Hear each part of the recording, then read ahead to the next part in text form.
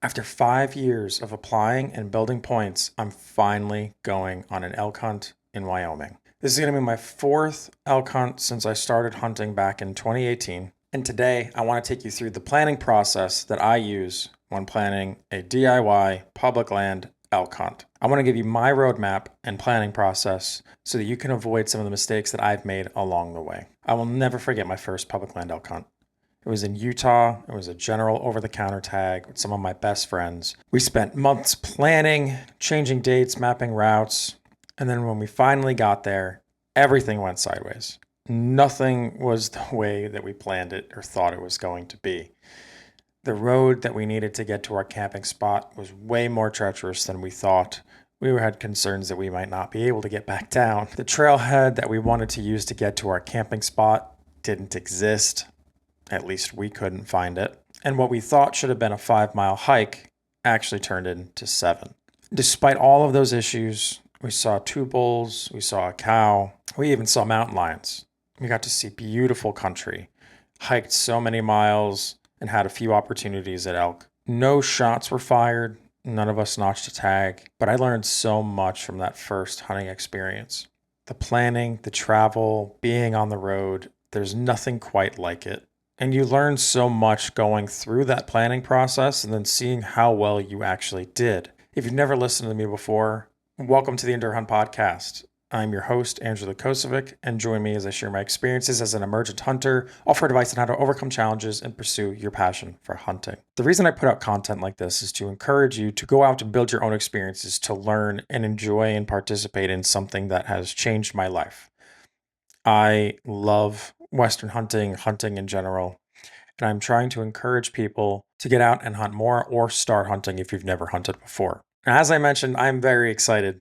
I drew my Wyoming elk tag. It's taken me 5 years to get this tag. It's the longest that I've been applying for anything, which brings some pressure, but nonetheless, I'm really excited. And I want to walk you through my whole planning process, the steps that I go through as I prepare for a hunt, so that you can see and learn from my experience and be better prepared for when you have your next tag. Or maybe you're in the same boat as me and you've got a tag and you're trying to go through the planning process right now. After every single hunt, my planning process improves, but I want to walk you through my process step by step, all of the things that I consider and why. I already started talking about the first step, but drawing the tag. You kind of have to get the tag first and enjoy the excitement. I embrace the excitement when I get the tag. I had a 33% chance of drawing this tag. So when I went to the Wyoming website and saw my application that said successful, honestly, my jaw dropped. I've been building points for 5 years. This is a general tag. It's not a 20-year tag that people have been putting in for a long time for. It's not limited entry. But Wyoming is known for its amazing general elk hunting. And I am so excited to have a tag in my pocket and be able to go out there and hopefully explore some beautiful country and see some amazing elk. The excitement is real, but so is the pressure. If you haven't seen, I released an episode outlining that I lost all of my game meat. While we were moving things around in our garage, our freezer came unplugged. I didn't have a freezer monitor, and we lost everything. Whitetail deer from this last season, axis deer, aoudad, everything that we had is gone. So the pressure is real, not just because of the tag, but also we need the meat. We don't have any wild game right now. And sometimes that pressure is good. It makes sure that you go through the plan, you consider everything.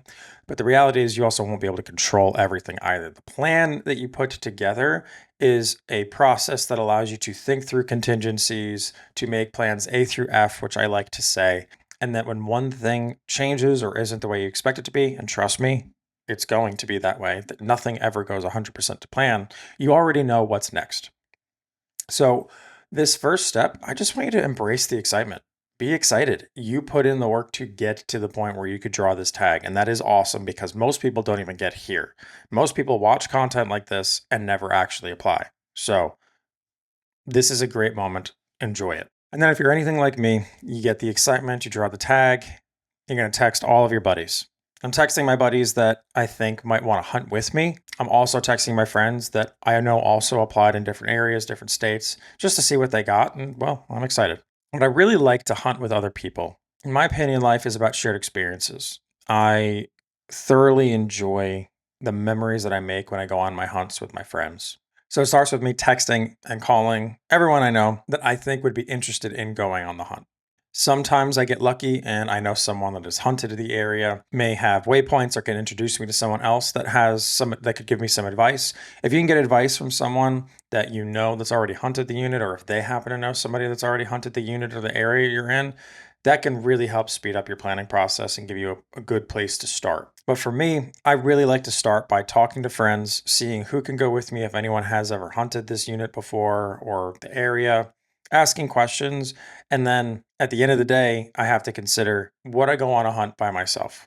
If you drew a tag, especially when you've been applying for a while and all of your buddies drew tags or you don't know anyone that can go, you have to consider, will you go solo? Not only do I like to make memories with my friends, but when you have more people out there, it's a bigger force, which helps with things like mountain lions, other predators that are less likely to attack you in a group, but also more eyes, more ears. We can approach the unit differently and maximize our odds of filling a tag. But what if no one can go? What are you going to do? Are you going to go on the hunt by yourself? How are you going to adjust your plan based on that? And this is why I put this at the front.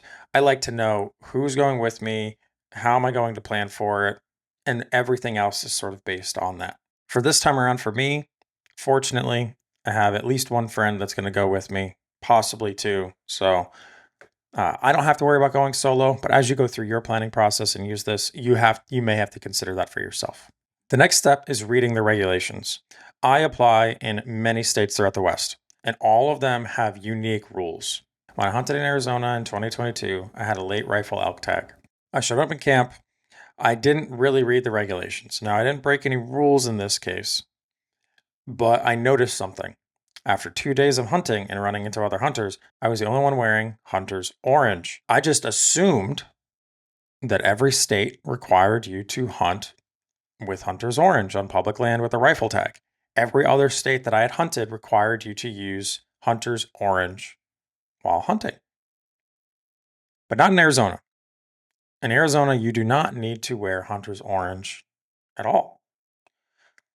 Now, I don't think it ever hurts, but you do stand out when you're the only person wearing hunter's orange. And I felt kind of foolish. I would have saved myself if I read the regulations properly beforehand.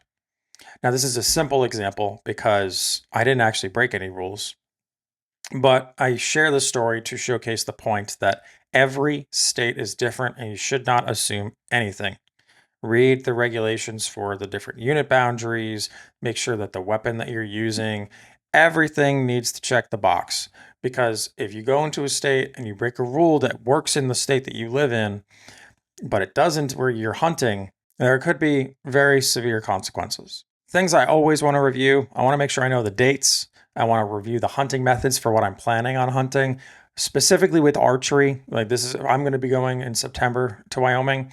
Things that you need to consider in my home state, I use lighted nocks. They're not legal in every state. If you're going to hunt with a muzzleloader, you need to check the regulations for the type of powder that you can use or pellets. And that's why this is the third step in my planning process. You need to read the regulations so that if you have any changes that you have to make, you can do so early in the process while you're planning and prepping for your hunt so that you can, if you need to change any of your gear or adjust the way you hunt, you can do so with plenty of time to learn and get used to it. One thing that's important for me to consider for this hunt in my planning process is Wyoming's wilderness rules. This is a DIY hunt. I'm going unguided. I do not have any friends that are Wyoming residents, so I cannot hunt designated wilderness areas. That is one of the pieces that is specific to Wyoming that I have to consider in my planning process. For the state that you're hunting, the tag that you have, it may be different. So please read the regulations. Make sure you know what you're doing before you go and set foot on your hunting grounds. Moving on to step 4 for me is picking dates. And this is, believe it or not, this can be a tough one. Now, when you read the regulations, you should know what your season dates are for the tag that you drew. In Arizona, I drew my tag. It is a week long. That is it. There is no option for figuring out the dates. But for this tag in Wyoming, I have the entire month of September, and I can come back and do the rifle hunt if I want. I have to determine based on my PTO, everything going on in life, what my dates are. And then I have to coordinate with the people that I am traveling and hunting with. But when you have these long date ranges that you can go, it's actually kind of overwhelming because you have the ability for analysis paralysis. So if you're like me and you're hunting and you have a gracious amount of time, determine with either your hunting buddies, your work calendar, how many days you can commit to hunting. You'll need to consider the logistics a little bit here, like how many days is it going to take you to travel and get there? How many days do you want to hunt? I like to hunt at least 5 days if possible. And that gets kind of tough on a hunt like this where it's a 2-day drive each direction. So 5 days of hunting plus travel is 9 days total. It's a lot of time, at least for me when I have limited PTO. So for this hunt, things that I'm considering, do I want to be there opening day? September 1st is early in the rut, but if I go early, potentially like a day before opening day, I can try and scout and look for bulls and see if I can find any that I can make a move on opening day. There might be less people. I haven't hunted Wyoming archery before. People tend to want the rut, which is usually in the middle of the month. And then for elk, you have to pay attention to the moon phase. If there's a full moon in the middle of the peak rut, it definitely is going to change things. So you want to pay attention to the moon phases if you're hunting archery. If you're not hunting archery and you're just doing one of the rifle seasons or a late archery season that doesn't coincide with the rut, I wouldn't worry as much about moon phases. For you, it's going to be more of, do you want to hunt as soon as the season starts? Do you want to be there opening day? Do you want to let the pressure die down depending on how much season you have to work with? But you have to consider the dates that you're going to hunt, the length that you want to hunt, and coordinate and get that all figured out. I try to maximize the opportunity I have while minimizing the encounters with hunters. So I tend to look for time periods and maybe not as many people are going to go. So chances are I'm not going to hunt the peak rut in Wyoming. I will probably go earlier in September and try to avoid some of the people. I also really love to hunt during the week if I can and travel on the weekends because less people, more people are going to be hunting on the weekend. So I try to maximize the weekdays as much as possible. So I'll adjust my dates to find somewhere the sweet spot in the middle. But what you consider and what you want to hunt, the experience you're looking for may be different. But it is important to know the dates that you're going to hunt and plan accordingly. With my understanding of the regulations, having some dates picked out, and a good foundation, now is when the research begins, which is my 5th step in my planning process. The research step does vary depending on the type of hunt you're doing. If you drew a specific tag for a specific unit, like I did in Arizona, then your research should be confined to that particular unit. In this case, I drew a general Wyoming elk hunt in the western region, which is basically the northwestern part of the state. So I have many, many different units and regions that I can research. And honestly, I look at YouTube videos, I read forums, I use GoHunt extensively. I am not sponsored or affiliated with GoHunt. I've just been using them for years, and they are a critical part of my research for planning. I try to start broad, especially on a general tag like this, and I look for different features of the units that I'm interested in. Some of the things that I look for are public land percentage. I like to look at the number of tags allocated, the animals taken. GoHunt has this data, but most states have some form of harvest data. It just depends on how accurate it is. I also like to look at success rates. This is something you find in GoHunt as well. I don't pay as much attention to success rates, but I do consider it. You have to weigh all of the different options because if you focus too much on success rates, you could get hung up on it and it could affect the entire planning process. So I consider it, I look at it. It's a factor, but I don't spend too much time dwelling on it either.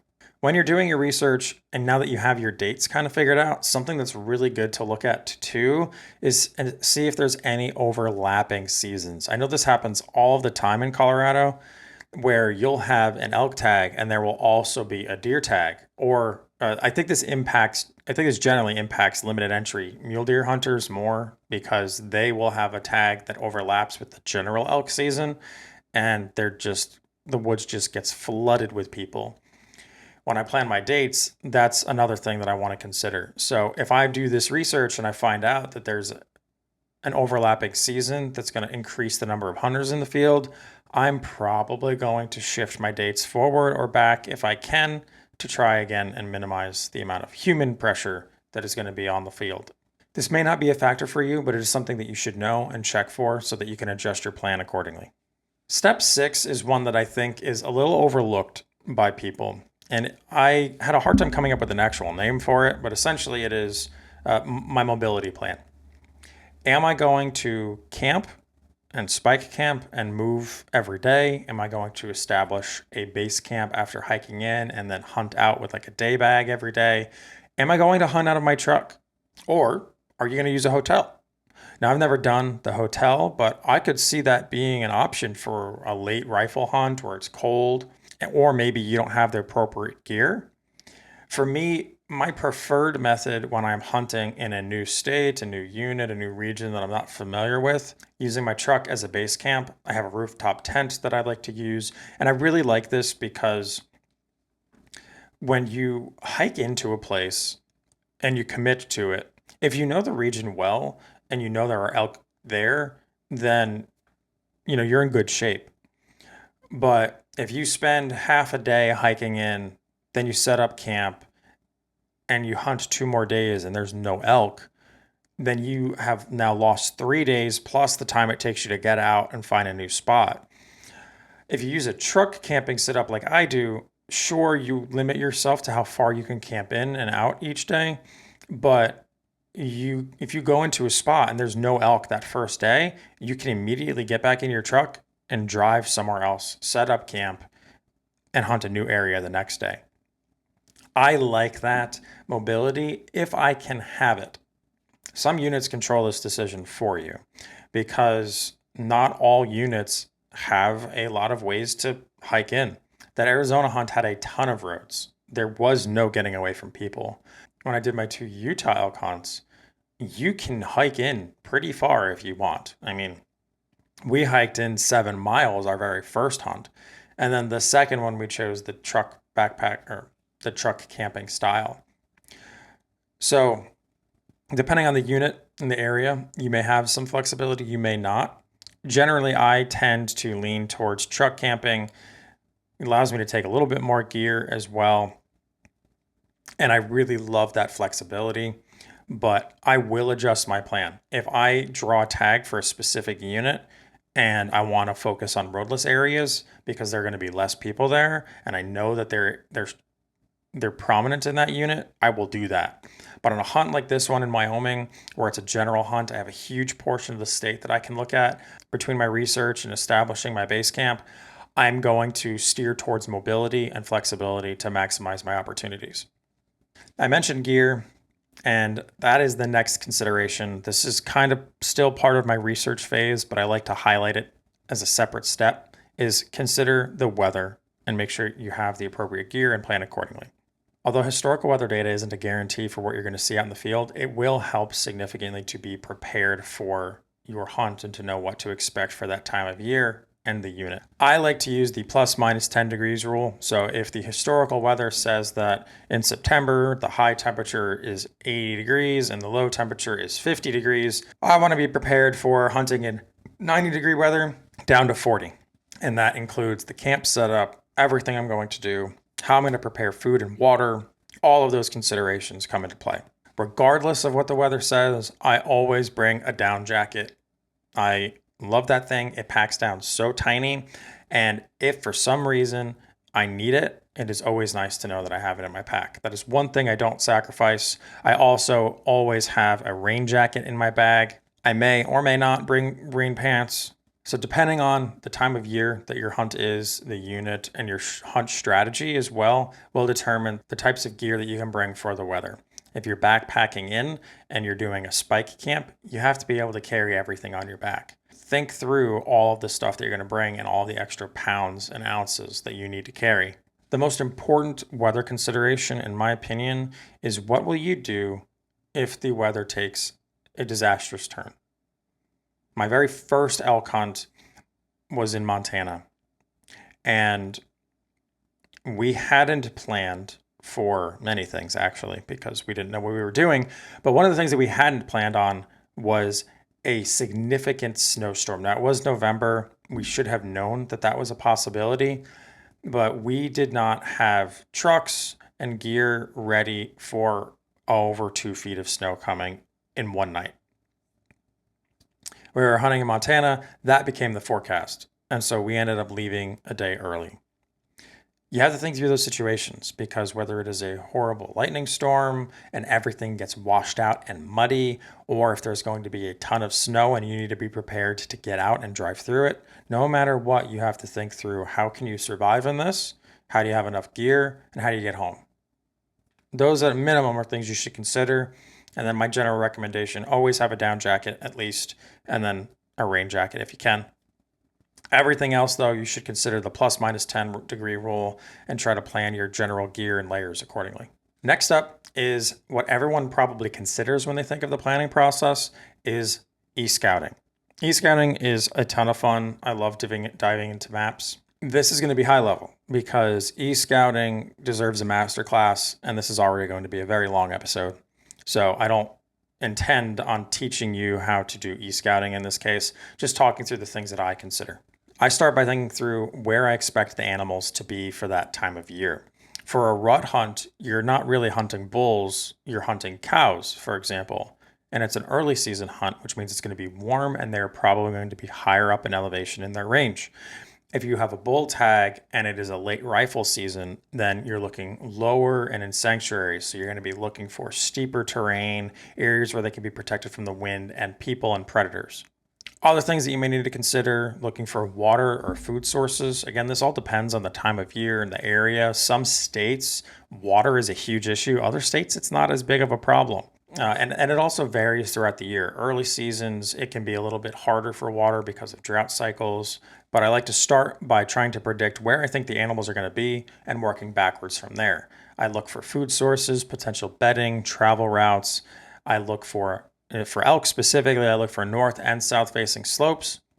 I try to find some glassing points, and I work all of that way backwards until I eventually figure out where I want to camp and how I want to approach that particular unit. I mark a ton of waypoints and share them all with my hunting buddies that are coming with me, and we do the same thing. They share theirs with me, and we build this robust network of waypoints.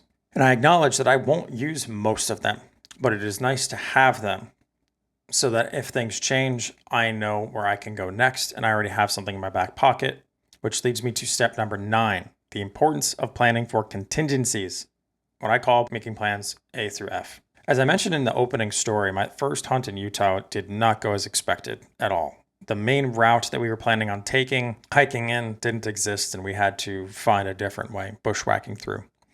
In Montana 2 years ago, we picked multiple areas within a unit that relied solely on one road that was washed out from heavy rainstorms, and we could not drive through it. In that case, though, we had looked at different units and had different options. Now, is it what we wanted? No. But we had a plan and we had options, so we knew where to go. When you make plans A through F, you think through the contingencies and what could go wrong. You save yourself from decision fatigue in the moment when something happens. By mapping out the decisions and making plans for multiple areas, multiple units if possible, on like a general tag, like what I have in Wyoming, you give yourself the ability that if something goes wrong, and something will, you can pivot and adjust without losing the precious time you have in the field. My 10th step is logistics. So we've got our dates picked out. We know who our hunting buddies are. We know the type of plan we want to do. We know the weather we need to be prepared for. Now we go through the logistics. Specifically, I'm talking about getting there and getting home. So many considerations. Personally, I've driven every single hunt that I've been on. I am actually considering flying this time. Previously, I've always driven because I love having all of my gear with me. I can bring my coolers, rifle cases, everything that I need. I know my vehicle. I trust my vehicle is maintained, but it takes a lot of time. And I said it earlier, but this Wyoming hunt, I have about 2 days of driving each way. And those are 2 12-hour days of driving. So they're long days. They are not short by any stretch of the imagination. Whereas I could fly and it would only be a couple of hours. The big considerations for flying are, if you're using a rifle hunt, making sure that you have your gear and everything packed appropriately. You have TSA approved locks, and you show up with plenty of time before you leave to account for TSA handling your stuff.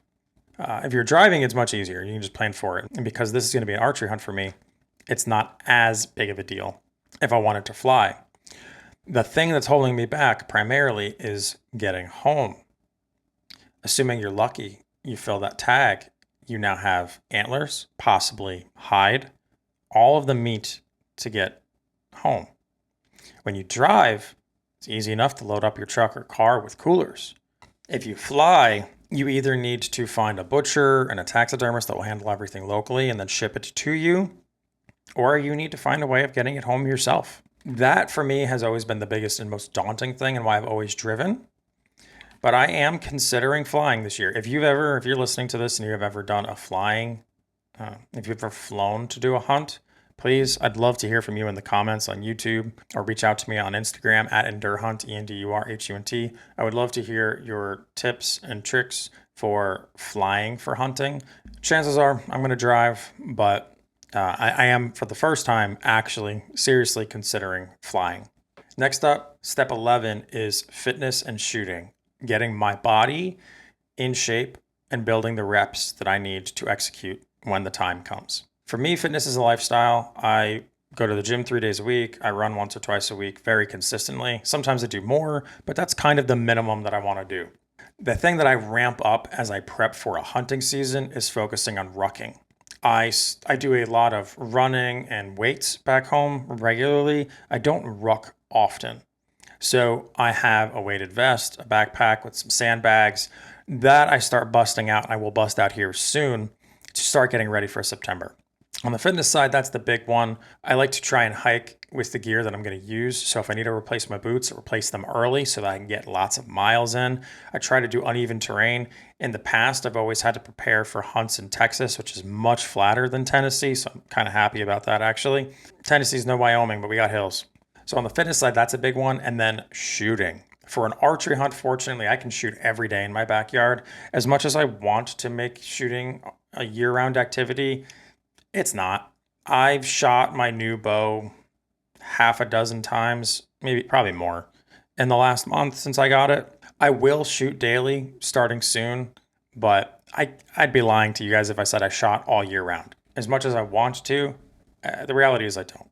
But whether you have an archery tag or a rifle tag, don't take it for granted. Shoot as much as you can and be prepared. Shoot in lots of different positions, kneeling, sitting, standing.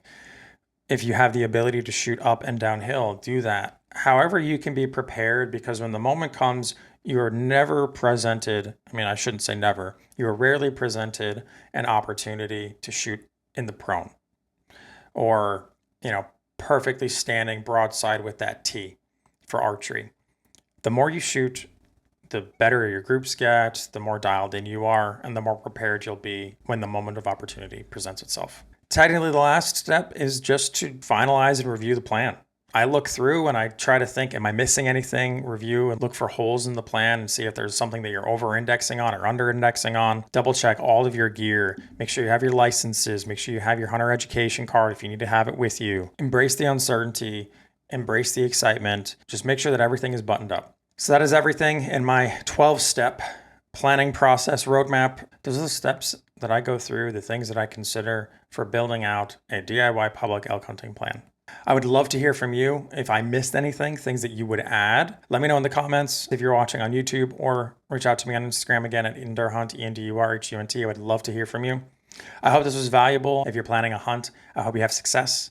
As always, I close these out by saying that time is our most valuable asset, and I don't take it for granted that you chose to spend it with me. I hope this was valuable for you. I hope that your planning process is improved by listening to my planning process roadmap. Thank you so much, and I'll see y'all next time.